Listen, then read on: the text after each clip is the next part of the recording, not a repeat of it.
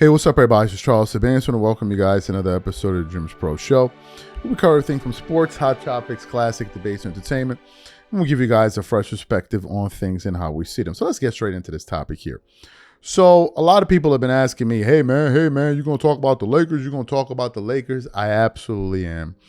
We're going to cover the Lakers again. We're going to cover them this year the same way we were doing at the beginning of the year before LeBron James decided to come back. And just, just remove the feeling from the team, the good vibes. But I'm definitely going to be supporting the Lakers all throughout this year. I got some other teams that I'm also supporting. I'm also supporting the Spurs. I also like the Knicks out there in the East Coast. So those are the teams I'm going to be looking at, and we'll see as the season progresses if there's some other teams that, we're going to check out. But coming into the summer and kind of going into the next season, especially after Philadelphia made their moves and they picked up Jaylen Brown, all these guys, and LeBron, I have been saying on this platform, and I'm not afraid to be wrong. I could be wrong. Most people are wrong, right? But I've been saying that the Lakers are going to have a better record than the Philadelphia 76ers next season. I've been saying that, and I believe that. And if you remember, at one point during the free agency process with LeBron James, the commissioner said he was waiting for him to set the schedule, waiting for him to make a decision so the NBA could set their schedule. Well, it looks like that very thing has come out today, according to a post from Shams. And I want to put it up here. This post was viewed over 4 million times on X. And it says the following. NBA Christmas Day 2026 on ABC and ESPN. All right. So we have Spurs at the Knicks. Then we have the Heat at the Celtics. Then we have the 76ers at the Lakers. We have the Thunder at the Timberwolves and the Nuggets at the Warriors. Now, personally, I think that these are all really, really good matchups. If I was watching, I would definitely, I would watch the Spurs Knicks for sure. Heat Celtic, yeah, okay. Lakers Sixers, obviously. Thunder, Timberwolves, yes, probably, and the Nuggets, Warriors, not so much. But anyway, I want to focus on the Lakers versus the Sixers. Now, I knew that was going to happen. I already said that about a week or so ago, 2 weeks ago. I said that was going to be the Christmas Day game, and this is the game that I want to focus in on. Let me just make my prediction now. On August the 11th, the Lakers are going to win that game. And I know that this is becoming kind of like an unpopular opinion, and we're going to get to some other shows about this. But I've been noticing like this kind of negative sentiment towards the Lakers, which to me is really, really interesting because it really reveals to me that a lot of these people in media felt like LeBron gave the Lakers such a major premium.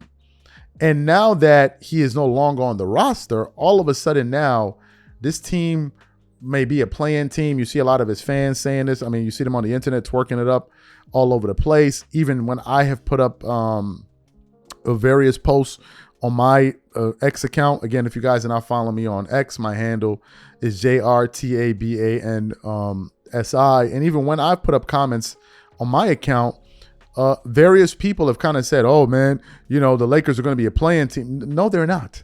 The Lakers are not going to be a play-in team. I think the Lakers, and I'm saying this now, I think that they'll be in the mix for one of the top 4 seeds in the Western Conference.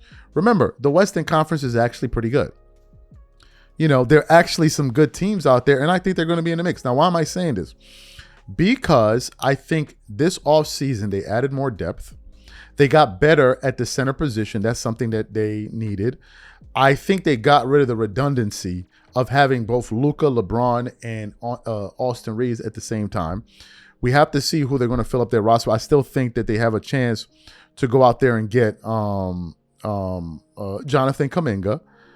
And I think that the Lakers are going to be a more balanced team. I think they're going to have a lot less drama going on there. I think roles are going to be much more defined. And I just feel like they're going to have a better chemistry overall.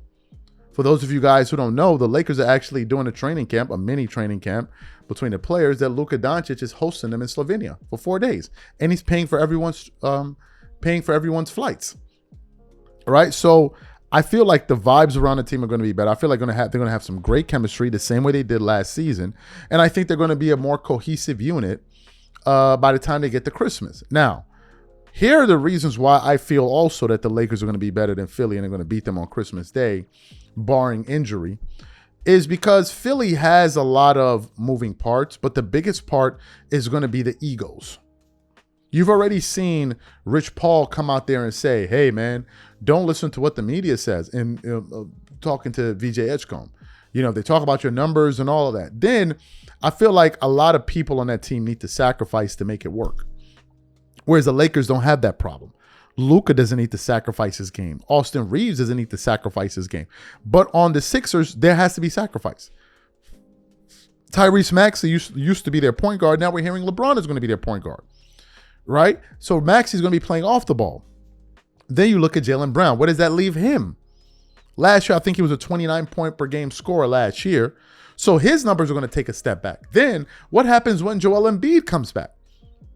Right? If LeBron is going to be the point guard, is he going to be okay averaging less than 10 points a game?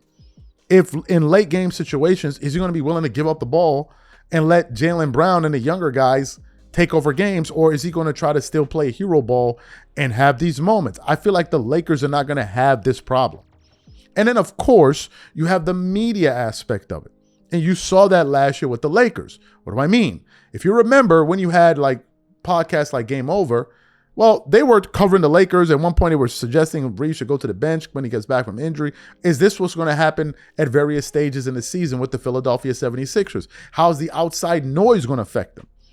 So I feel like they have a lot more moving parts, and I feel like the Lakers are going to be a more cohesive unit. Now, of course, the Philadelphia 76ers do have a championship head coach and Nick Nurse, who won a championship in 2019 with the Toronto Raptors. But nevertheless, I just have a better feeling about it. And I think that the NBA, obviously, is trying to capitalize off of this energy that's going to be surrounding that game. I just feel like the Lakers are going to be victorious. I feel like the Lakers are going to have a better record than the Philadelphia 76ers next season. That's what I think. And I know a lot of people feel like the Sixers are going to run away with the East. Not necessarily. The East does have some teams. They still have the champions. You still have the Detroit Pistons. You still have the Heat who are going to come back. We got to see what Boston is going to look like. And, of course, you have the Philadelphia 76ers. Indiana Pacers. Tyrese Halliburton is supposed to be coming back. Don't forget, they were in NBA Finals just 2 years ago playing against Oklahoma City Thunder, and they almost beat them had it not been for catastrophic injuries. So I don't think the East is a foregone conclusion the way that people think is going to be. I think that game is going to be must-see TV because LeBron returns back to LA. That's the reason I think that the NBA did it, that he's coming back to LA. It's going to be also interesting to see the reception from the fan base. It's going to be interesting. So, hey, man, this is my prediction. And I think that the Lakers are going to whoop that ass, man. That's just my take on it. I think the Lakers are going to whoop that ass. You guys let me know what you think in the comments below.